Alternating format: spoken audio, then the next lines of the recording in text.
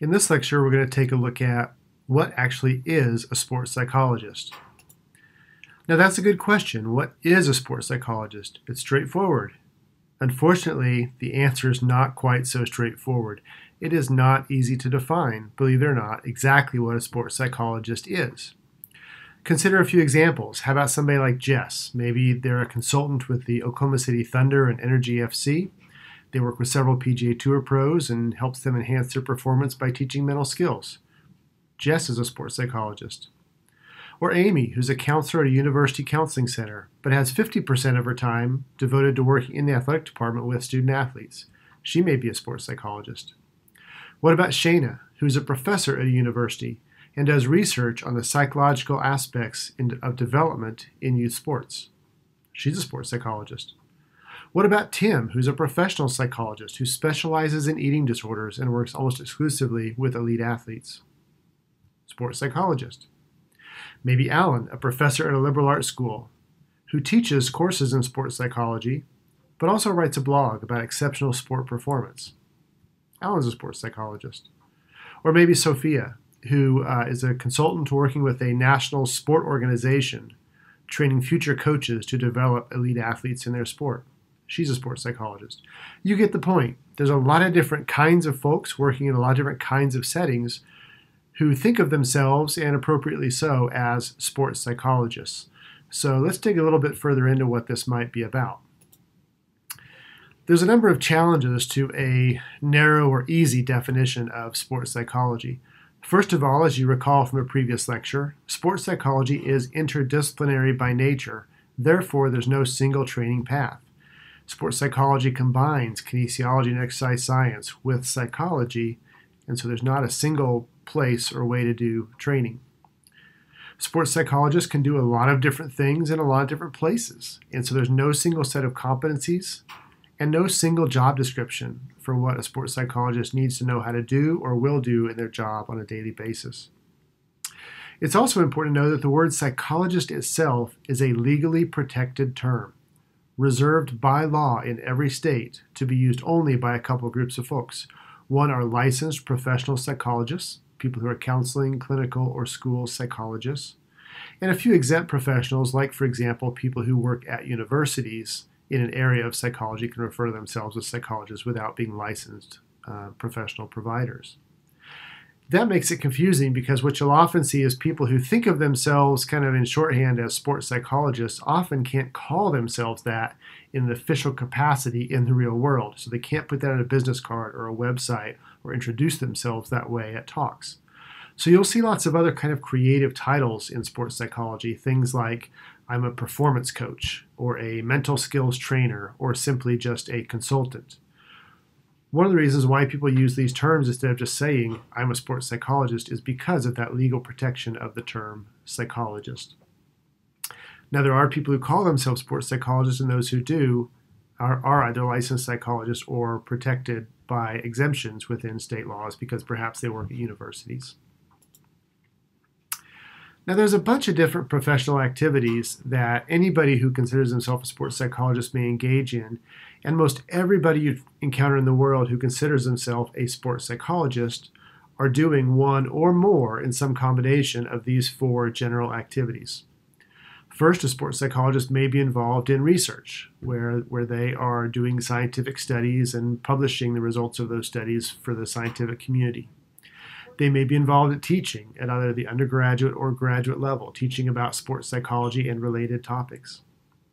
They may be involved in consulting or in kind of an educational activity with athletes directly to improve their own performance. That's an activity we'd call consulting. Or they may be involved in some kind of counseling that involves more about life issues, perhaps mental health, those sorts of issues, the kinds of things a counselor or psychologist might do.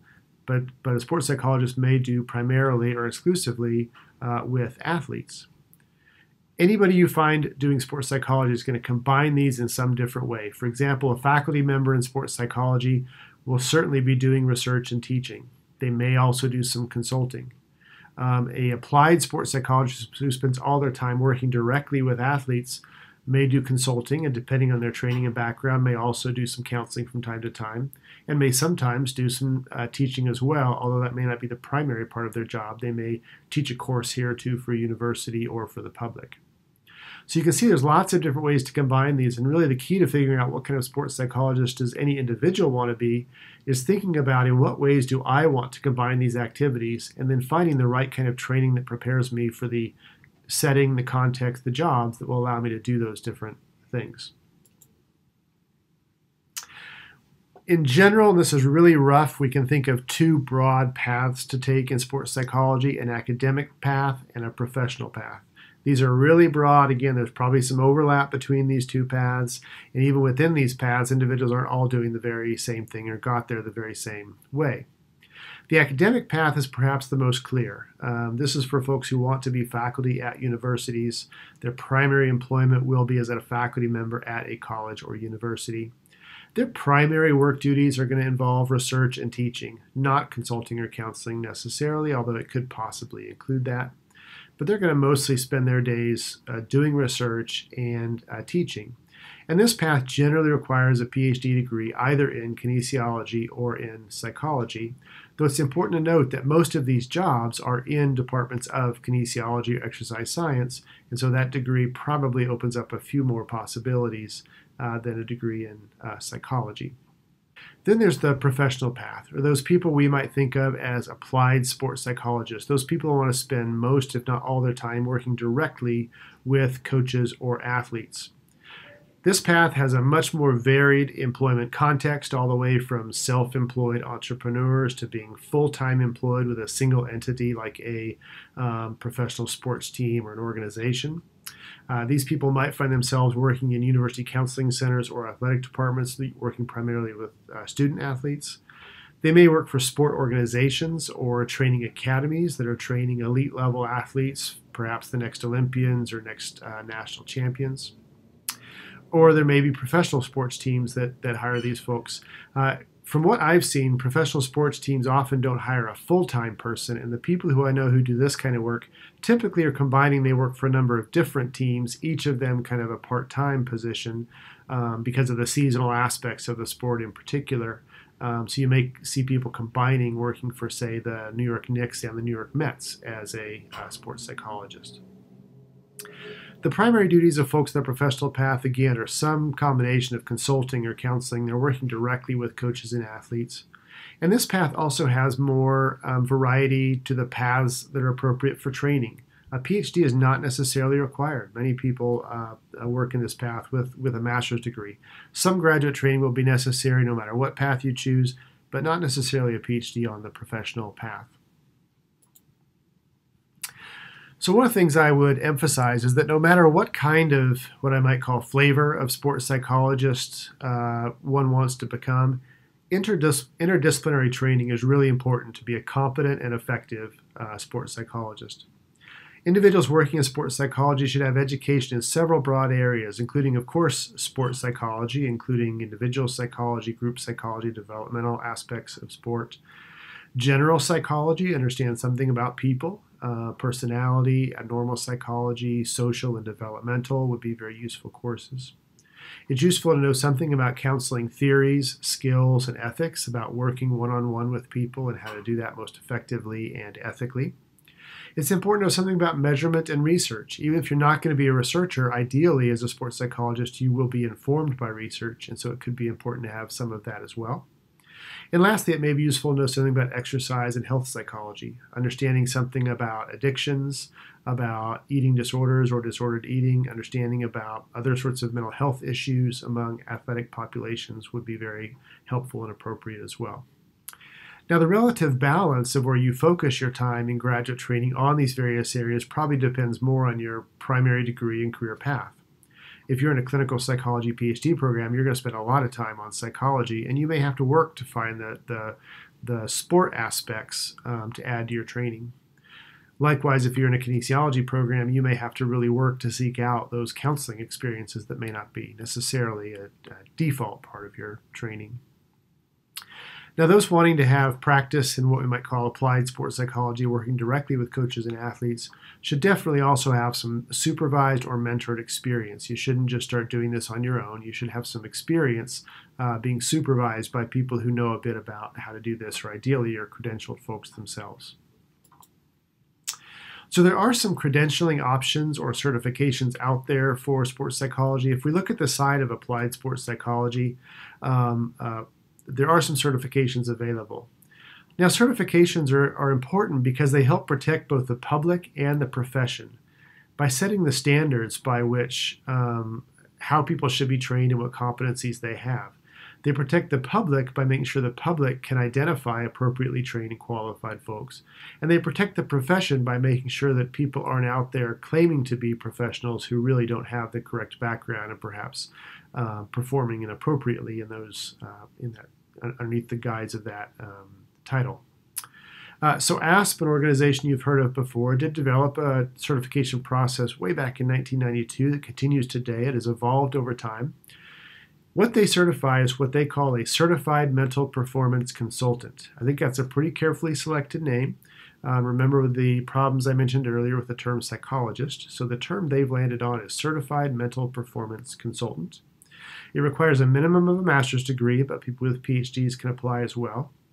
Applicants have to have a broad interdisciplinary coursework background, similar to what I described a few slides ago, and they have to pass a field proficiency test or exam on the various topics that are relevant to sports psychology. So it's a rigorous certification process. Canada and other countries like England have similar certification processes and titles. Some of them predate even what's been done in the United States. Now, if you were to want to add to your work doing some sort of counseling or therapy or other kinds of mental health focused things, you probably need some professional practice in psychology or counseling certifications. These can include things like being a licensed psychologist or what's called a health service provider. This certification is actually codified in state laws in every state. Every state has a slightly different law, and they're administered by state boards that are typically appointed by the state. It requires a PhD in professional psychology, either clinical counseling or school psychology.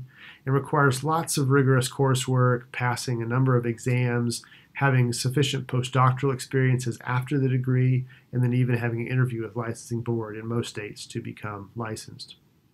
There's another option for folks with master's degree, and that is licensed professional counselor, and this is a similar certification process as for licensed psychologists. One challenge to the LPC certification is you're not able to practice independently in every state. Some states require individuals to work under the supervision of a psychologist or other kind of licensed provider. So in conclusion, the questions, straightforward questions like what is a sports psychologist and how do I become one, don't have straightforward answers. The best training path for you, if you're interested in this field, probably depends on your goals for your work setting and the competencies that are desired. What do you want to be able to do and be qualified to do for the kind of settings that you want to work in? And one last thing I will add is for those folks who want full-time careers in applied sports psychology, working with coaches and athletes, I think it requires some degree of entrepreneurship. You have to have a little bit of a personality that's willing to take risks, to gamble on yourself, to maybe not always have a steady paycheck, but to have some inconsistency in your income. And you have to be ready to pay your dues, because a lot of folks I know have been successful in this they're successful today because they built relationships over time. They did a lot of work for free. They did a lot of just building relationships, paying their dues in the sport world until they built a reputation. They knew enough people that they could be successful at it professionally. One of the things I tell students who always ask me about, well, how do you become a sports psychologist? I tell them it's not like becoming a physical therapist, as an example. To become a physical therapist, most everybody knows what a physical therapist is, what they do, the kind of settings in which they work, and you can find training programs in physical therapy that will prepare you for the right credential in every state in the country. It's not that case with sports psychology. You kind of have to identify your own path, prepare yourself for that path, and then work on your own to make that path successful.